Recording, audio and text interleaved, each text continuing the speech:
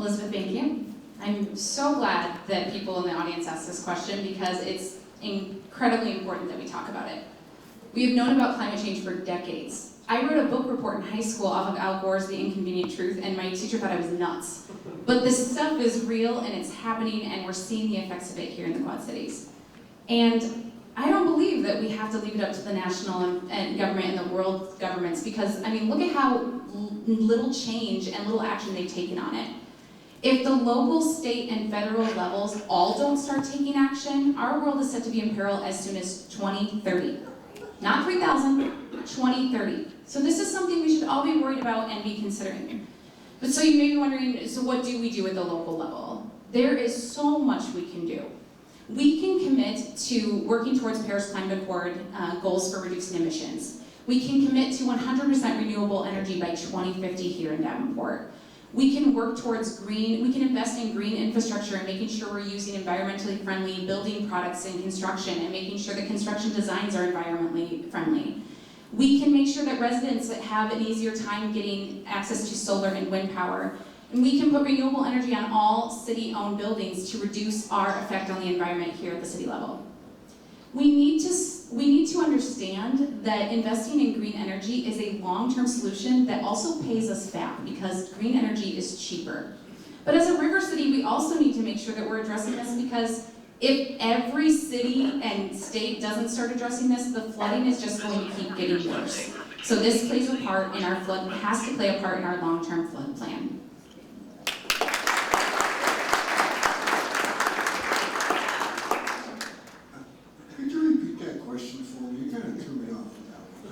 It's a general question which you can take in the direction that you see fit, but it's essentially, as mayor, what would you do about climate change? Okay, Dean Weber.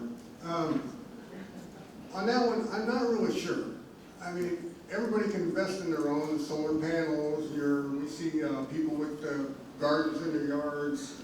We see people with their, even the city does it with, they leave the plants grow and everything. You know, it's supposed to be better for butterflies and everything else.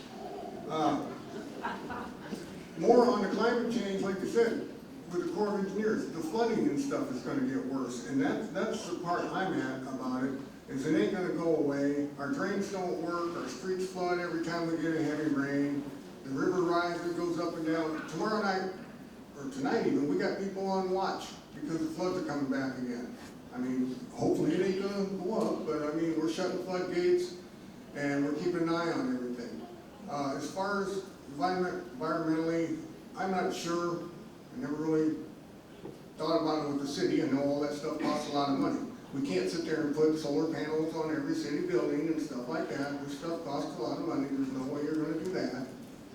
Maybe in the future, yeah, you could suggest that people do that and you change building codes so they have to make them a little bit more better, friendly, so they can withstand tornadoes and heavy winds that we know are probably going to be coming.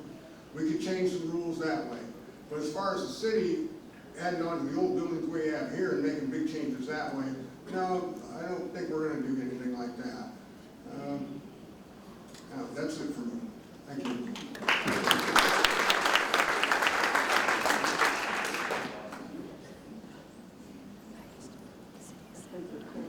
Steve Duffy.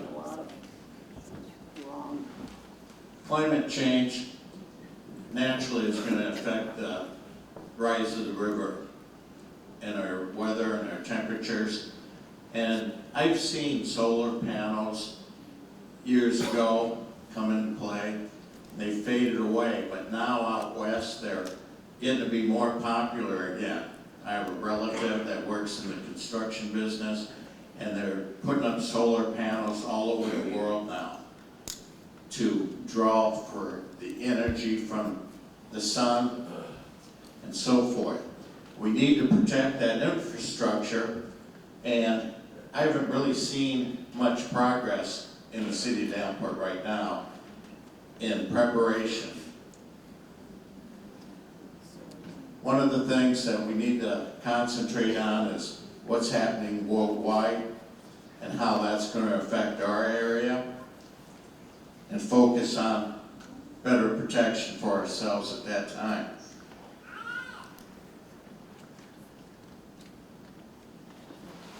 But right now, to tell you the truth, I'm not that familiar with it, and we need to continue to follow up on it and do the best we can. Thank you. So Mike Manson, again, thank you. Science matters, and there's a lot of people that have told us about climate change, and so I went, after we pulled out of the Paris Accord, I went to Mayor Klipsch and discussed that with him and asked him to sign on with the mayors of hundreds of cities to reinvest and rejoin the Paris Accord. So if I'm your mayor, I will not ask someone to do that. I will join the mayors and ask the president or whoever's there to rejoin the Paris Accords to make sure that we, with the world, work together to try and solve this crisis. But what we've done in the city, we are working to have our buildings LED and energy efficient, and my goal as mayor would be to have in 4 years all our buildings LED light, and we've done a pretty good job of streetscaping, so we also work to finalize that and have that done. The Joint Chiefs of Staff, and I'm a military person as you guys know, said that this is a national security issue. So if they're saying it, then cities can buy along and sign on and do their part, and I would be a mayor that would want to do everything we can to work with our state officials and our federal officials, not only at the Paris Accord level to rejoin that, but also what can we do from the state level to help us in Iowa to be a energy efficient and climate state, and I would want Davenport to be a climate efficient city. Thank you.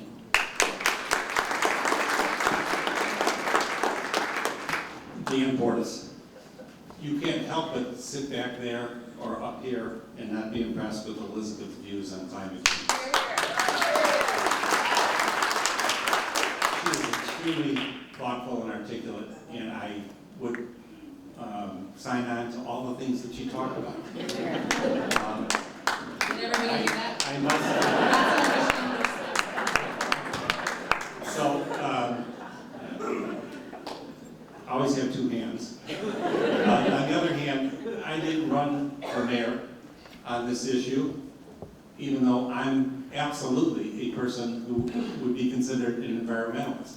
I always think the best way to find out whether someone is what they say they are is what did they do?